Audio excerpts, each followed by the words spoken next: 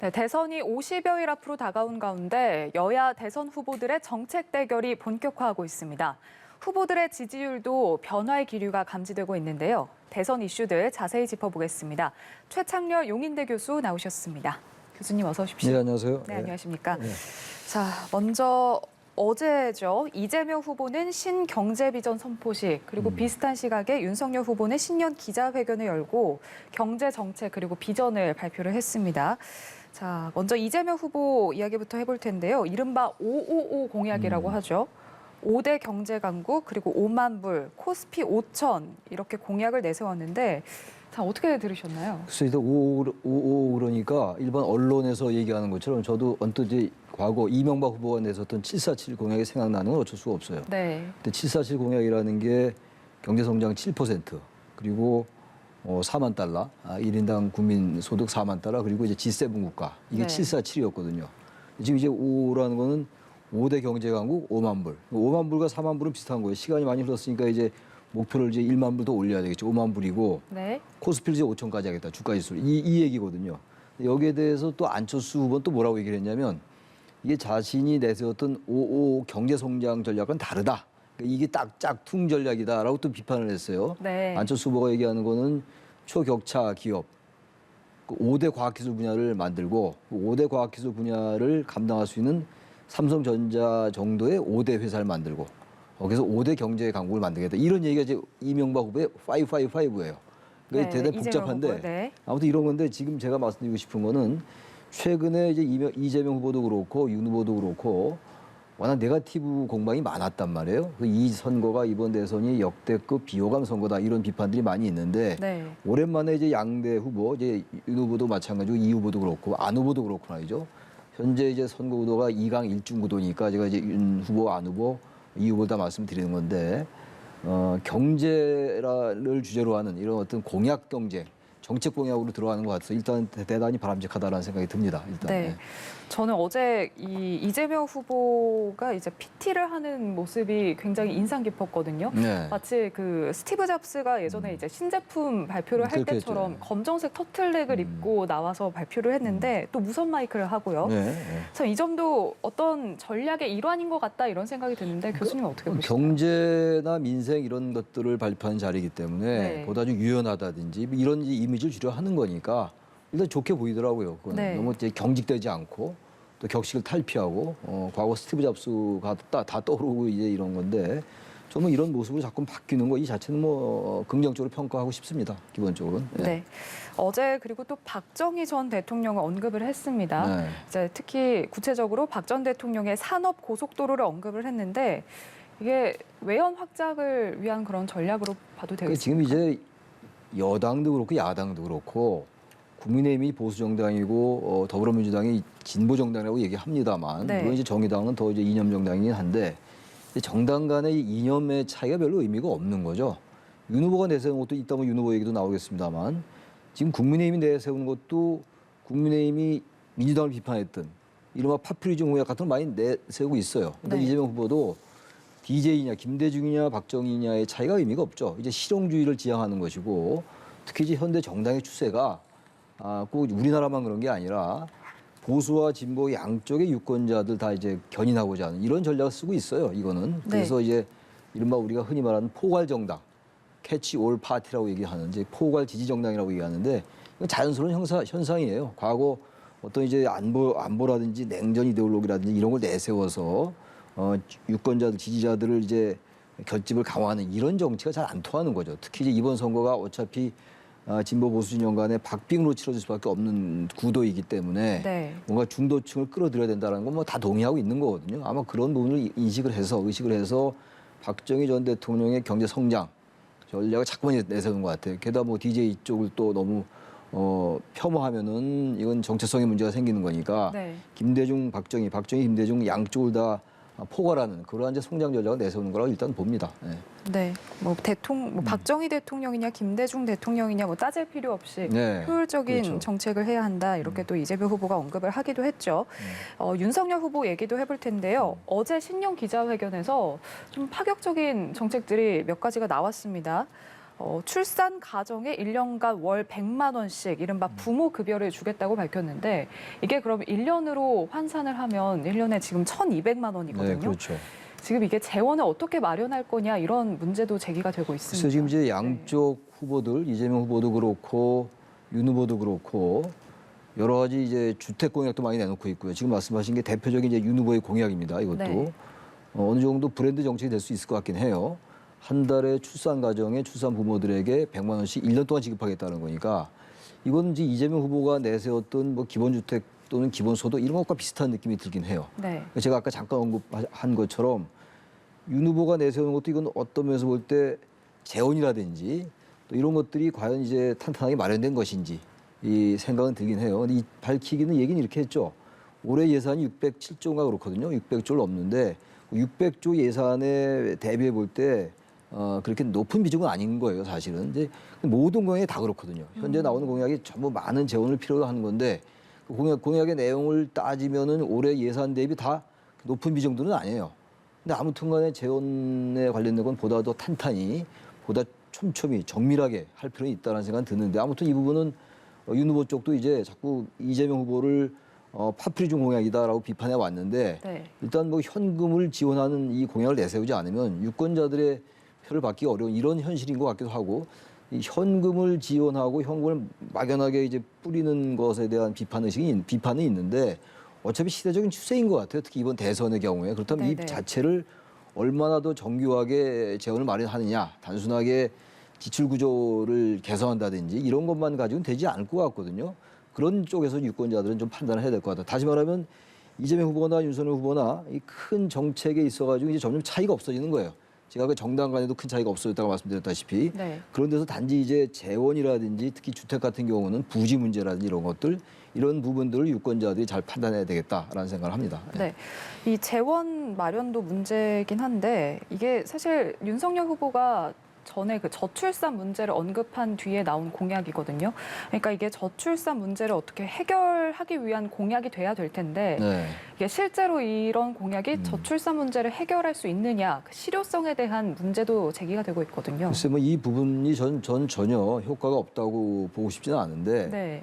우리나라의 저출산의 문제가 단순하게 부모들이 1년에 1,000만 원 없어 아기들을 안 낳느냐 그렇게 보지는 않거든요. 네. 우리 사회의 여러 가지 구조의 문제거든요. 지나치게 경쟁이 과하다든지 그리고 자녀를 낳으면 어떤 그 여러 가지 스펙이라든지 하여튼 한국 사회가 경쟁이 너무 치열해요. 그러다 보니까 젊은 사람들이 아기를 낳는 것에 대한 두려움이 있는 거거든요. 어쨌든 부모들에게 매달 100만 원을 지원하는 건 큰 정책이에요. 그건 의미가 있다고 보는데 네. 저출산의 문제를 너무 이렇게 현금에 관련돼서 국한돼서만 얘기하는 것은 그건 저는 그렇게 크게 기본적인 정책은 아니라고 봐요. 네. 이런 것들은 보기에 따라서 이건 이 후보도 그렇고 윤 후보도 그렇고 돈을 가지고 자꾸 표를 사는 거 아니냐라는 비판에 직면할 수 있어요. 아닌 게 아니라 최근 여론조사를 보면은 청년들이 이러한 정책들에 대해서 그렇게 호감을 많이 갖고 있지 않아요. 생각보다. 현금의 액수에 비해서 네. 그런 부분들을 양쪽 진영 후보들이 잘 인식할 필요가 있다라는 생각을 합니다. 네. 또 윤석열 후보가 지금 자영업자 임대료 이제 3분의 1을 국가가 부담하겠다. 네, 네. 이게 지금 임대료 나눔제도 발표를 했거든요. 이 공약은 어떻게 보고 계시나요? 글쎄요, 이것도 이제 임차인들에게 상당히 부담을 덜어주는 거니까 네. 임대인과 임차인과 국가가 이제 균등해서 이제 부담하는 거니까 좋은 정책이라고 보는데 네. 항상 정책을 할 때는 이 정책의 선의에도 불구하고 어떤 부작용 같은 게 없을까를 생각할 필요가 있어요. 지금 이제 거의 뭐 다녀보셔서 아시겠습니다만 전세가 별로 없어요. 다녀보면은. 네. 그만큼 전세 난에 이제 직면을 했던 이유가 임대차 보호법이었잖아요. 임대차 네. 보호법 3개 있었잖아요. 그런데 정부가 그 법을 만들 때는 국회에서 만들 때 당연히 임차인들을 생각해서 만들었을 거예요. 근데 그게 엉뚱하게 부작용이 되고 임대료가 올랐잖아요. 전세가 없어지고. 그렇죠. 이것도 마찬가지예요. 이것도 임대인과 임차인과 국가가 이렇게 균등하게 부담을 나눠가는 건 좋은데 임대인들이 임대료를 올릴 수가 있어요. 그러니까 이런 것들을 어떻게 제도적으로 최소화하느냐 부작용을 그게 가장 중요하다고 봅니다. 네. 어떤 그 당장 나타나는 효과만 볼 게 아니라 이 자본주의 경제이기 때문에 모든 게 같이 얽혀져 있거든요. 시장 경제와. 그런 것들 면밀하게 관찰할 필요가 있다고 생각을 합니다. 네. 윤석열 후보의 신년 회견 방식에 대해서도 좀 많이 모습이 많이 바뀌었다, 변화됐다 이런 평가가 나오고 있습니다. 일단 이 문화 공간으로 탈바꿈한 폐공장을 장소로 정했고 그리고 이제 특유의 이 고개를 움직이는 습관도 네. 보이지 않았다. 좀 차분한 모습이었다. 이런 좀 긍정적인 평가가 나오고 있는데 교수님은 어떻게 보셨나요? 글쎄요, 이재명 후보도 아까 이제 그 무선 마이크 하고 네. 그거보다 좋은 변화예요. 그리고 이 윤석열 후보도 이제 공약을 발표한 것도 항상 뭐 당사라든지 국회의 이 딱딱한 그런 이제 그 브리핑하는 그런 공간 말고 공간도 바꾸고 또 본인의 이제 스타일도 좀 바꾸고 윤석열 후보는 뭐 이른바 도리도리라고 많이 얘기가 돼 있었잖아요. 네네. 그걸 많이 이제 교정을 한 것 같아서 그것도 좀 안정적으로 보인다는 측면에서부터는 아까 이재명 후보나 마찬가지로 뭐 긍정적인 평가가 가능한 부분들이죠. 예. 네. 지지율 이야기도 나눠보겠습니다. 리얼미터 조사에서 윤석열 후보가 39.2%, 이재명 후보가 36.9%, 오차범위 접전인데 이게 국민의힘이 내분 사태 지난주에 극적으로 봉합이 네. 되면서 이제 이 내분이 이어지는 동안 좀 빠졌던 지지율이 반등세를 보이고 있다. 이렇게 지금 국민의힘에서는 평가를 내놓고 있거든요. 교수님은 어떻게 분석하시나요? 그러니까 지금 연말 연초에 윤 후보의 지지율이 많이 빠졌었어요. 네. 정체를 면치 못했었는데 이재명 후보가 많이 이제 오차범위 밖에서 이기는 여론조사가 많았었어요. 제가 기억하기에는 연말 연초에 한 11개 정도의 여론조사에서 11대 0으로 이재명 후보가 이겼다는 거예요. 그게 정확한지 네네. 모르겠습니다. 언론 보도를 제가 본 기억이 있는데 네. 그걸 많이 회복했습니다. 지금. 현재 보면은 여전히 정권 교체론, 정권 평가론이 정권 유지나 정권 창출론보다 높거든요. 물론 이제 윤석열 후보의 지지율이 좀 낮아지면서 떨어지니까 정권 교체론과 정권 유지론의 격차가 좁혀지고 이런 경향이 있습니다만 네. 다시 아무튼 2030의 지지라든지 좀 윤 후보에게 떠났던 이탈했던 표들, 이탈했던 중도층이나 다시 중간지대 유동층으로 머물렀던 표가 다시 돌아오는 것 같긴 해요. 그래서 지금 이제 거의 박빙으로 다시 돌아왔습니다. 네. 그러니까 이건 윤 후보가 앞으로 이제 어떻게 하느냐. 이재명 후보도 마찬가지예요. 지금 어쨌든 간에 중도층의 그 표심을 누가 많이 확보하느냐가 이번 대선에 꼭 이번 대선만 그랬던 건 아니었겠습니다만 네. 결국 관건이거든요. 게다가 특히 2030이 과거와 달리 대단히 실용적인 어떤 그런 투표 경향을 보인다는 거 아니겠습니까? 지난 4.7 재보선거 때도 서울시장 선거 때도 의외로 2030이 대단히 보수화되는 경향이 있고 네. 아마 그런 경향이 있는 건데 윤 후보는 아무튼 간에 결론적으로 잃었던 표들이 조금 돌아오는 그러한 이제 추세를 우리가 볼 수가 있는 거겠죠. 네. 뭐 최근에 윤석열 후보 이제 SNS를 통해서 59초 그 쇼츠 영상이라고 네. 하죠. 짧은 영상 또 그리고 뭐 한 줄 공약 이런 부분들이 좀 변화를 주려고 한 부분들이 좀 통한 것 같다 이런 평가가 나오기도 하는데 그런데 이번 대선에서 이제 캐스팅 보트로 불리는 2030 표심을 이제 이 세대 표심을 보면은 좀 안심할 때는 아닌 것 같거든요. 지금 KBS가 의뢰하고 한국리서치가 조사한 여론조사 지금 보고 계신데 청년층에서 이재명 후보가 27.7%, 윤석열 후보가 16.2%. 이게 눈에 띄는 게 안철수 후보가 20.2%를 기록을 했어요. 어떻게 보시나요? 그러니까 중도층이 이제 안 후보, 그러니까 중도층이 윤 후보를 지지했던 중도층, 특히 청년층들이 많이 안 후보에게 가는 게 저기 이 그래프에 정확하게 나타나고 있다고 봐야 돼요. 네. 그리고 제가 아까 윤 후보에게 떠났던 2030이 조금 돌아오는 경향이 있다라고 말씀드렸습니다만 저 도표에서 보다시피 아직은 윤 후보가 저 표를 이재명 후보만큼 못 얻고 있어요. 네. 다시 이제 여러 가지 이제 공약들이 나오는데 제가 그 아까 쇼츠 영상 말씀드리니까 생각나는 게 아까 이제 이재명 후보와 윤석열 후보의 그 여러 가지 공약을 말씀을 했잖아요. 네. 공약을 말씀드렸는데 그런 거대 공약이나 이른바 거대 담론들 이런 그 부분이 이번 대선에서 많이 실종된 느낌을 지울 수가 없거든요. 과거에 이재명 후보 같은 경우에 이명박 후보, 네. 과거 2007년도입니다만 그때 이제 대운하 공약이 있었고 2002년도 더 거슬러 올라가서 노무현 후보의 경우에는 세종시 행정수도 이전이라는 큰 공약이 있었어요. 2012년도 박근혜 후보가 승리했을 때 그때는 이른바 경제민주화.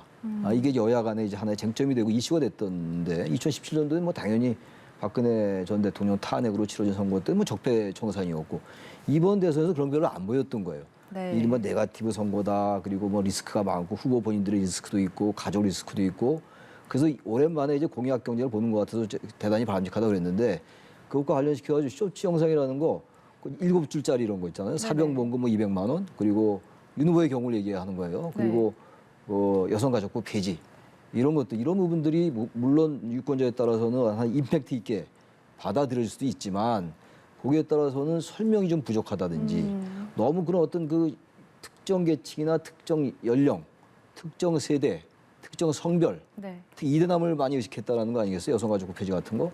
그런 부분들은 물론 유권자들을 견인하는 측면에서 볼 때 후보로서는 상당히 급하긴 합니다만 네. 객관적으로 얘기하자면은 뭔가 설명이 필요하고 자꾸만 거대 공약적으로 뭔가 시대 방향을 좀 제시해야 돼요. 이게 대선 아닙니까? 뭔가 시대 정신이 배어나와야 되는데 그런 게 아직은 좀 부족하지 않는가. 그거와 관련해서 쇼츠 영상 같은 것들이 후보의 전략으로서는 좋을지 모르겠으나 그런 어떤 비판 같은 거는 이 모든 후보가 다 그래요. 이번 대선이. 네. 유난 이제 SNS가 발달하고 뭐 여러 가지 사진, 영상 이런 게 이제 효과적이다 보니까 그런 현상이 나오는 건데 네. 원론적이긴 합니다만 그런 부분들은 조금 우리가 비판적으로 바라볼 필요가 있다. 그렇게 생각합니다. 알겠습니다. 또 다른 여론조사 결과를 보면요. 이건 이제 정권 교체냐 정권 연장이냐를 묻는 질문이었거든요. 이게 청년층 조사에서 정권 교체를 위해서 야당 후보를 지지한다라는 분이 지금 53.7%고 그리고 반면에 정권 연장을 위해서 여당 후보를 지지하겠다 28.5%. 지금 거의 한 25%포인트 네. 정도 차이가 나는데 이게 지금 제1야당 대선 후보인 윤석열 후보가 아니라고 해도 지금 정권 교체는 필요하다 이런 인식이 반영된 것 같은데 어떻게 보시나요? 그러니까 일관되게 이번 대선의 구도는 정권 교체론인 것 같아요. 네. 다들 아시는 얘기입니다만 선거를 좌우하는 게 몇 가지 요소가 있어요. 정당, 후보, 인물이죠. 그리고 네. 공약. 그리고 보다 중요한 게 선거 프레임이거든요. 이게 선거 구도라는 건데 바람 이런 건데 하여튼 정권 교체론이 우세한 건 사실이에요. 제가 잠깐 말씀드린 것처럼 윤 후보가 지지율이 빠지면 정권 교체론도 좀 빠지는 경향이 있어요.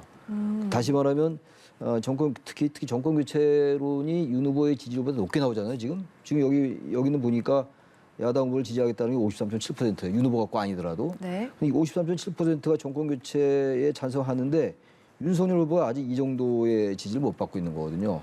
물론 이제 안 후보까지 포함되는 것이겠습니다만 이 보수 지금 안 후보는 아무래도 보수로 분류되니까 네. 중요한 건 지금 윤석열 후보가 야당 후보가 당선돼야 된다라는 정권 교체론을 다 빨아들이지 못하고 있다라는 거.